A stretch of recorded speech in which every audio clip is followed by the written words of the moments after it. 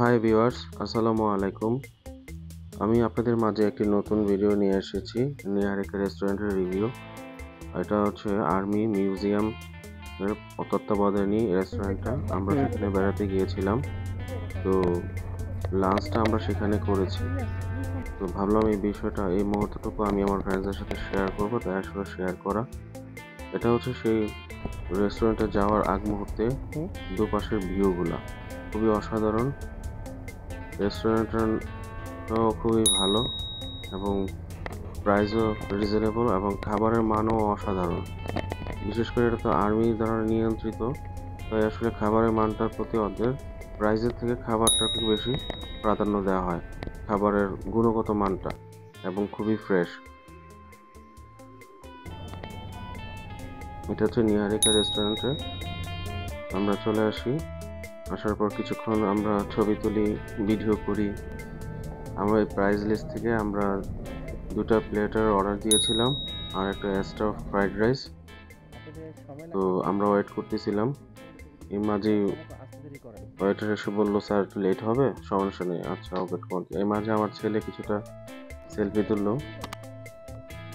তখনই আমাদের খাবার চলে আসে। খাবার তো আসলে অসাধারণ ছিল, আমি খুব ভাল লেগেছে আমাদের কাছে। ফ্রাইড রাইস, চিকেন ফ্রাই, তারপর ভেজিটেবল, তারপর পানি, তারপর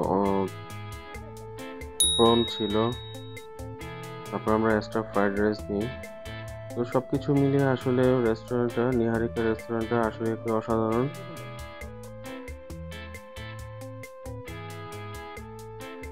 এবং ওখানকার যে ওয়েটাররা ছিল তারাও অনেক পোলাইট এবং খুবই ভালো ব্যবহার করেছে এবং আমাদেরকে যথেষ্ট আপ্যায়ন করার চেষ্টা করছে।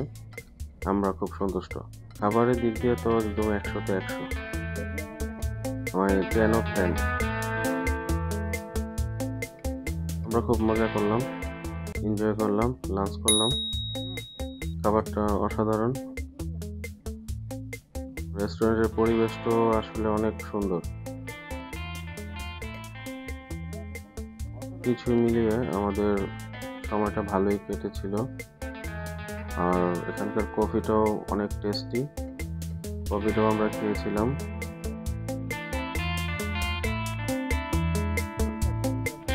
কেমন লেগেছে আমার এই নিহারিকা রেস্টুরেন্টের রিভিউটা, সেটা অবশ্যই আপনারা আমাকে লাইক কমেন্ট করে আপনাদের মূল্যবান মতামতটুকু আমার সাথে শেয়ার করবেন। আল্লাহ হাফেজ।